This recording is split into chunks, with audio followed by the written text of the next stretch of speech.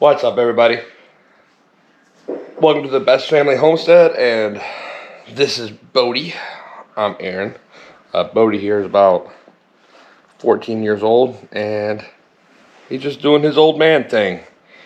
But this video was made for me by my mother and father up at the Best Family Mountain Farm, and just wanted to give you guys a little introduction to them and show you guys around their place, and finally got them talked into doing some videos for me up there. So I think they're going to have a lot of fun doing that and let you guys see something a little bit different other than just my homestead every now and then. Hope you guys enjoy. Hey folks, we're Patty and Hugh. And the grandkids always call me Papa Hugh, so I guess I'll be Papa Who in the videos. And I'm Yaya. I'll be behind the scenes most of the time. Aaron has asked us to do some videos for him. Hugh seemed to have made an impact on some of y'all, and Aaron thinks that it will be fun for you to watch some of the things going on here at the Best Family Farm. We're not a homestead, but we're kind of a micro farm, I guess. Just this was a homestead about 1825. That's when my ancestors moved in here. So I guess now it's just a hobby farm. We'll call it a hobby farm because we're both retired, and I've had some health problems, so I'm not physically able to do a whole lot that I used to do, but I still try. But we'll make it. I'm getting better every day. Build some strength back. This little place we live on is about 25 acres now total. About 20 or so, give or take some. It's at 19, 20, 20, about 25. At one point when Hugh's daddy was alive, the farm was still about 300 acres, and yeah, it was, but it was in two separate locations. He had 150 acres back on top of the glade, which technically they call this valley now Crabtree Mountain Road, but there's no such thing as Crabtree Mountain. The mountain is the glades. They renamed everything because of the 911 thing, but when I was growing up in history, this was called Rogers Cove, and that's because this valley, my great-grandmother was a Rogers, and this whole valley belonged to two people. It belonged to Asbury Rogers and Columbus Rogers, and they were grandsons of Joseph McCracken, which is the one that settled this valley.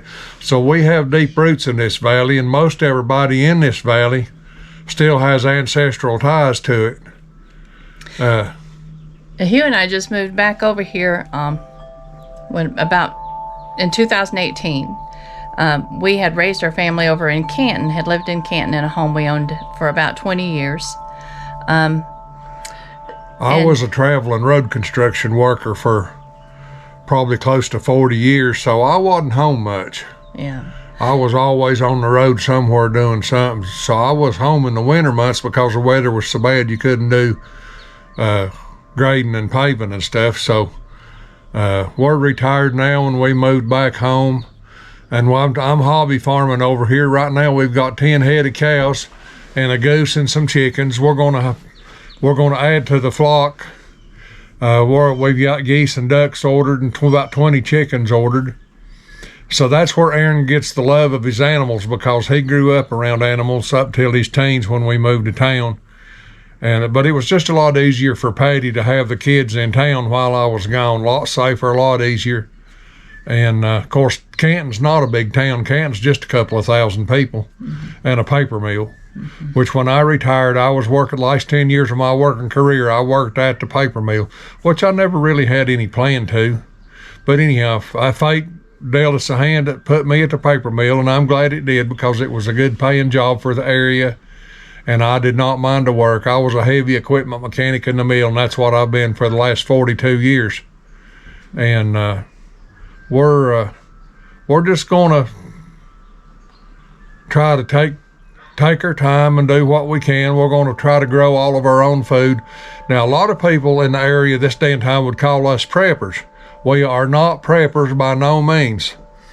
the lifestyle that we have chose to live is nothing more than the lifestyle that we grew up with. My dad killed his own beef and killed his own pigs, and we grew about everything we eat. We had our own cornmeal ground by a neighbor, and we raised our own corn.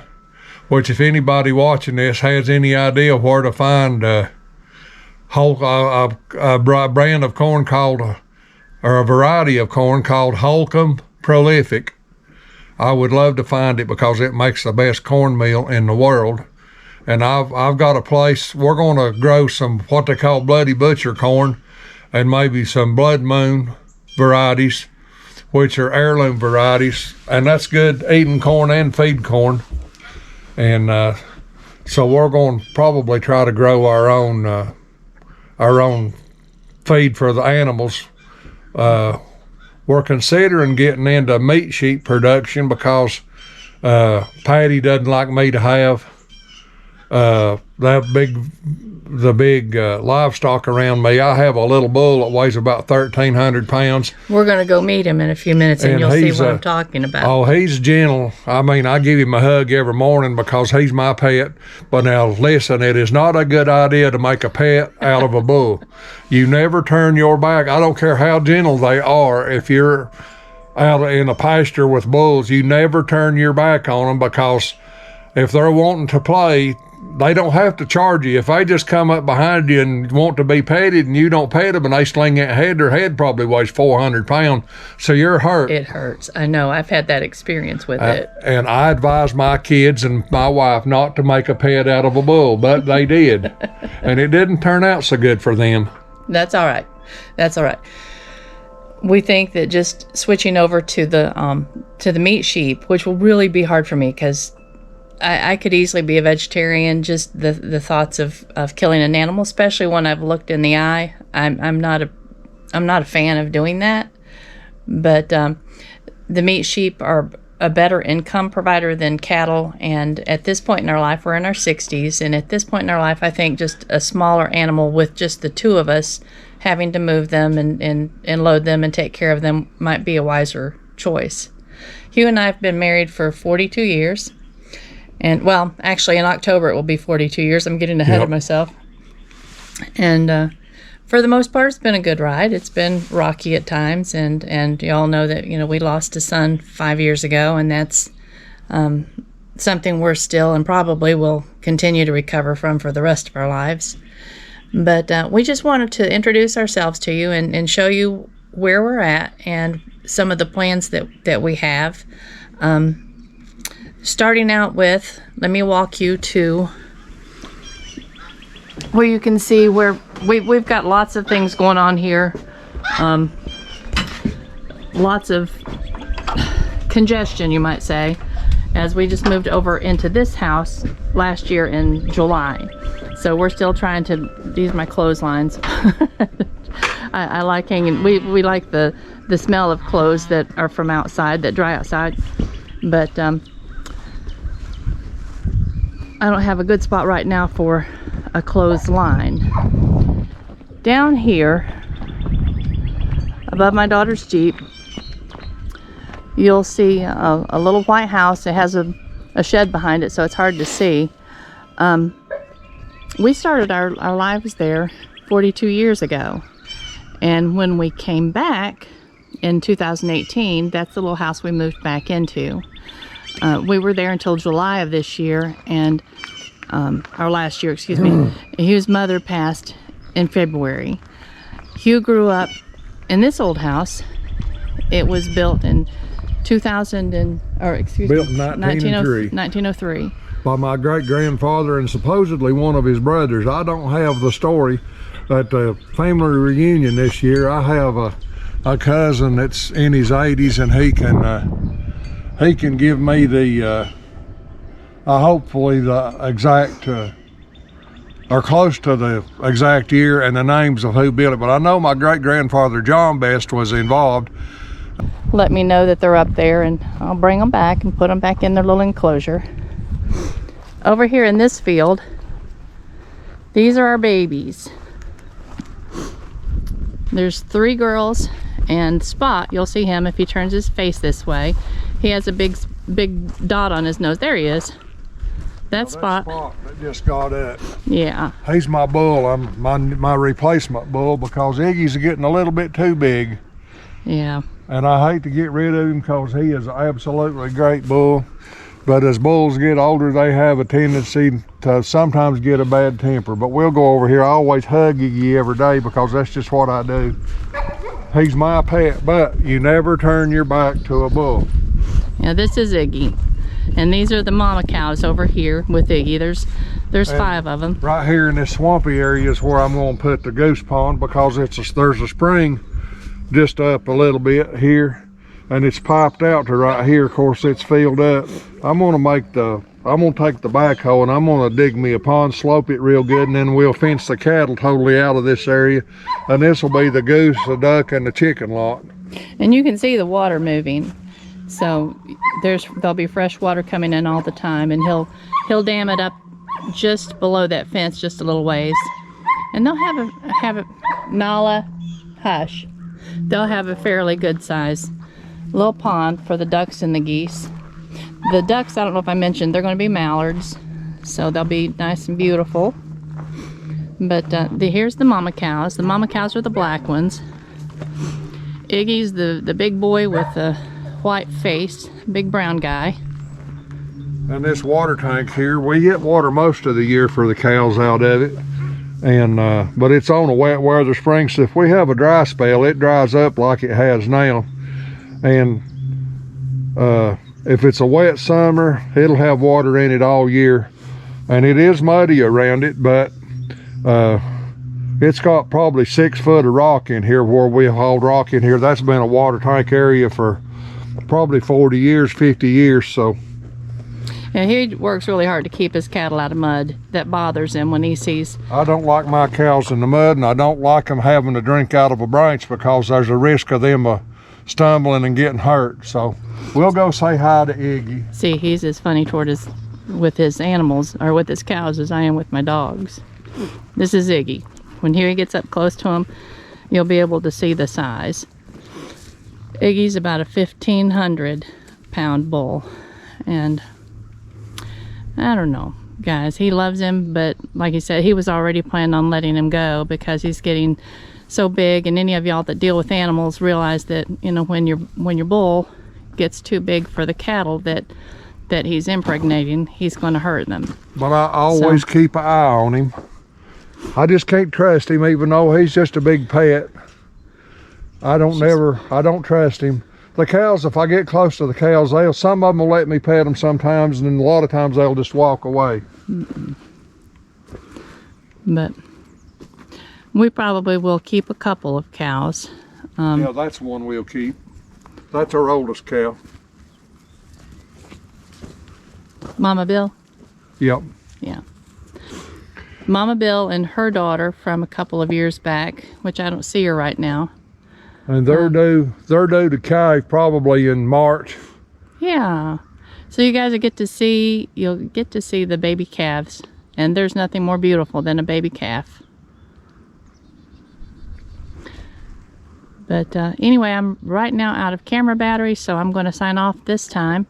And we just look forward to just keeping in touch with y'all. I read Aaron's comments on his posts every day, and most of Robert's, and I feel like I know some of y'all, and it sounds like a lot of you are possibly our age, maybe a little younger, and I think, well, it'd be nice for you and I to have somebody to talk to other than each other.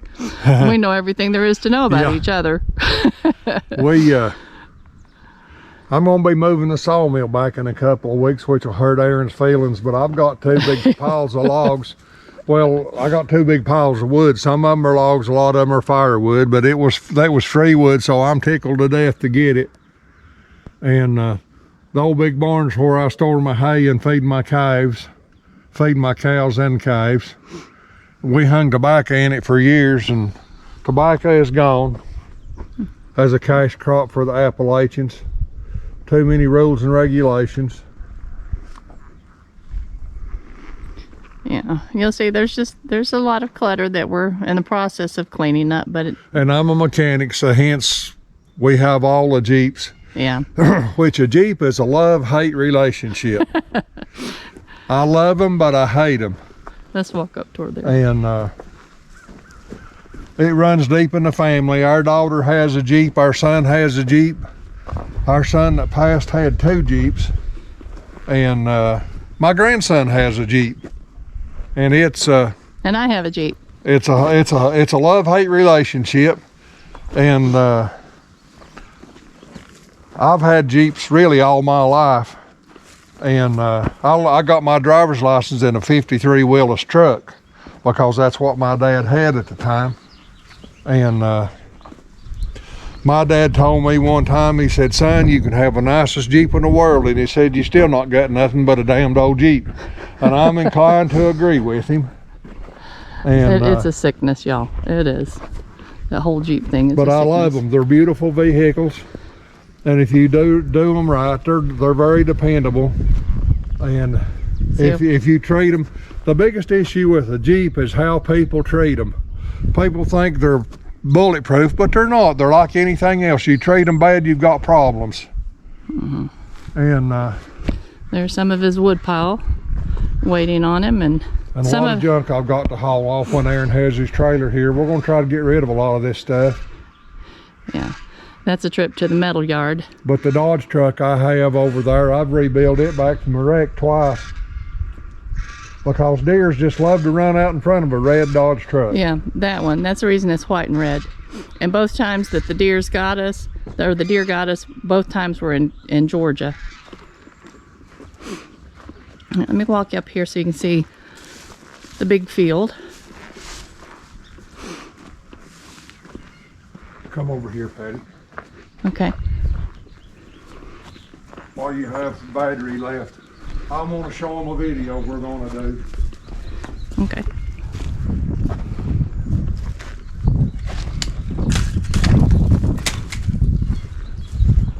The barrel sitting here is where I store my feed. That's my cow feed, and I like to feed them about once a week just to keep them familiar, because when I call them I want them to come. And just for a demonstration, I'll show you. Turn toward down there. Well, let's do this first.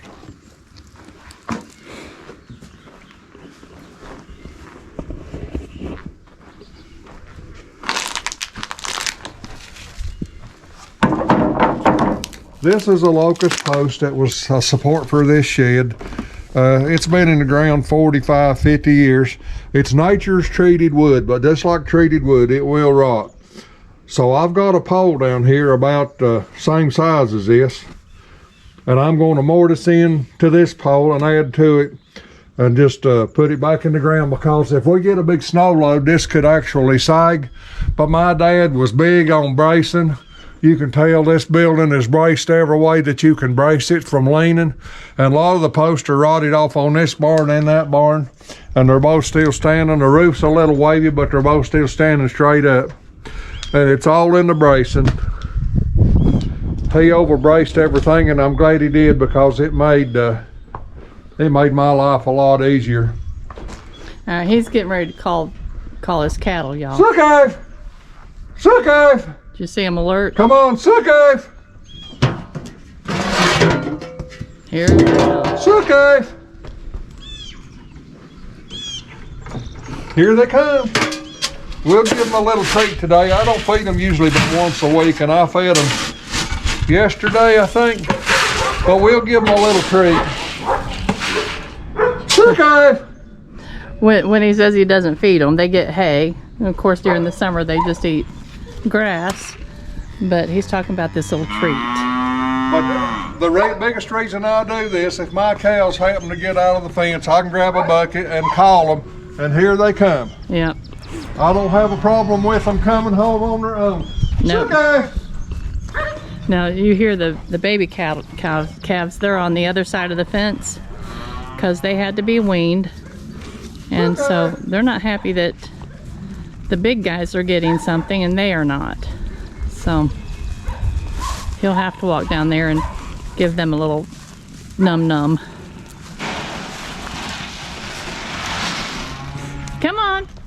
Ruby. Come on. Good girl. Ruby Day's a limping, Patty. That's Ruby Day, she's limping. That's not good. It's okay. Come on, baby. What's wrong, girl? We may have to have It's okay. her looked at.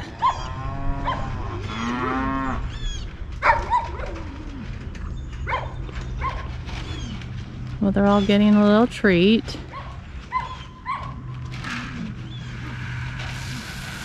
It's okay. Come on, sissy. I kind of have to feed her by herself because the big cows push her away. Yeah. Won't let her in the trough, so I just usually pour her a little pile on the cement here for her to eat. I'm gonna have to run her into the stalks and see what's the matter with her foot. Yeah. She probably just sprained it or something, I don't know. Come on, baby. Today's the first day I noticed her limping.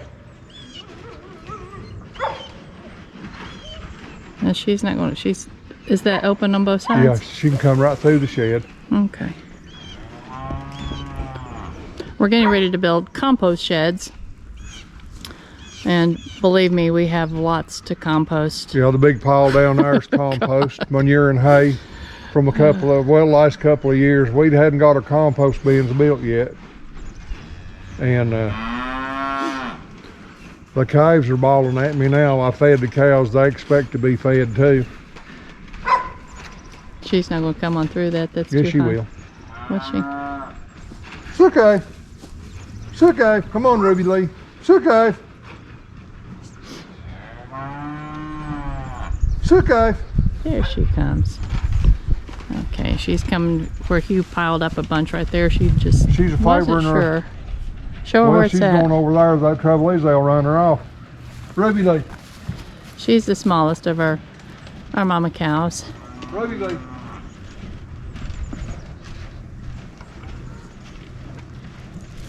There she goes. She is limping. That's not good. What's wrong, sweet one?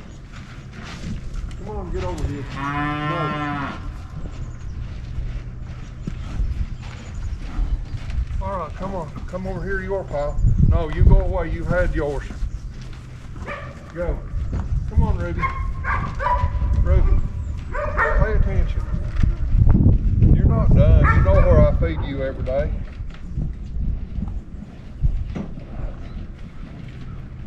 She apparently doesn't want it here. Yeah, she does. She says, okay, if you insist. Watch out behind you. No. Mama cow's gonna come help You her. had yours. She says, but I'm out.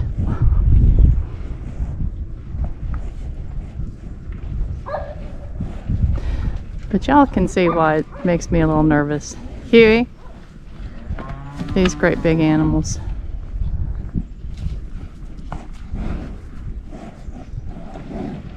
I'm ready to downsize. Something smaller that's not. All right, watch out, Igno, bud. Let You him had alone. yours. Let him alone. You can't keep Iggy away from that. He's just gonna push me out of the way. Yes, he is.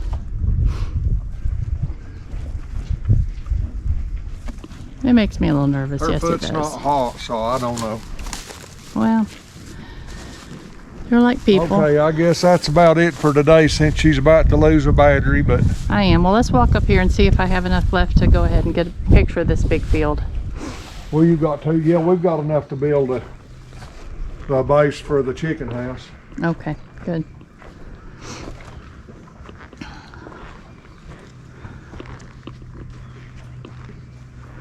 I don't know if you can see how large this field is up here. The lay of the land's a little steep, so it's kind of hard to capture it. But it is a beautiful pasture. One of my favorites. One of my favorite parts of the land anyway.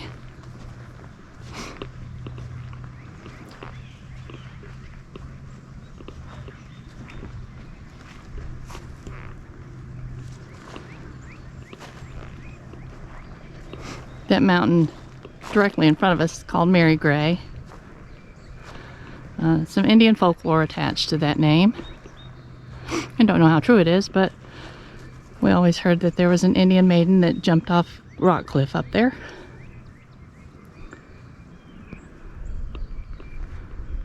But can you imagine this little pasture filled with beautiful little Doppler sheep? That makes me happy.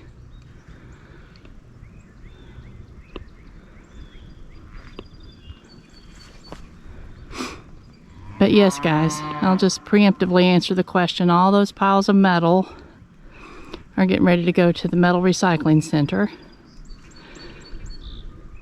That pointy mountain back there is Rocky Knob. And this kind of just encapsulates the whole property on this side of the road. And there's 5 acres on the other side of the road with a little house. But this is fun. It'll be good for me and Hugh to communicate with someone other than just each other. And I look forward to chatting with all of you. That big log shed is where my dad had a sawmill. And that's why I got addicted to wood at an early age. And his mill would cut a 24-foot log and had a 60-inch saw on it. It was an old frick mill. It was scary. That's what it was. This opening right here was about 24, 26 feet. And that middle post is just a cross tie stuck up there for a snow load. And when we were not sawing, we put that thing up right there, and the sawmill's been gone for probably 20 years. So when I retired, that was my retirement gift to myself, was a sawmill. And I can't wait to get it back home so I can get some of this worked up. What don't make wood, what don't make lumber, I'll make firewood out of it, which is fine. I'm going to learn to use the sawmill. I love building, so I'm going to learn to produce the lumber. He'll probably run me off. He'll say, okay. Yeah, and we're going to put the sawmill right here on the side of this old big barn and build a lean-to over it. Yeah. And then the lower side, I'll make me a solar dry kill out of. Yeah, the barn he's talking about is this one over here, where the cattle are. Tobacco barn / cow barn. Robert and Aaron are going to help him build a nice roof over the sawmill. It will go down this side, down this front side of the barn. It will be nice. And besides, I like it because I can stand at the kitchen window over there. You can't see the house from here really because of the I should be able to shed. see the roof from the house. But I can stand there and see him once we get the old chicken house, that one down there beside that gray car. That's the old chicken house. Had a lot of tin scabbed off of it, but that one's getting ready to go because it blocks my view. But I'll be able to watch and make sure he's being safe. Yes, Aaron calls me a meddler. I don't accept that name. I call myself a fixer. All you mamas out there will understand that. All right, folks. It's been wonderful talking with y'all today. Let's take this guy over and get him a snack. It's mid-afternoon here. It's time for him to have a little snack, and talk to you later. Bye-bye.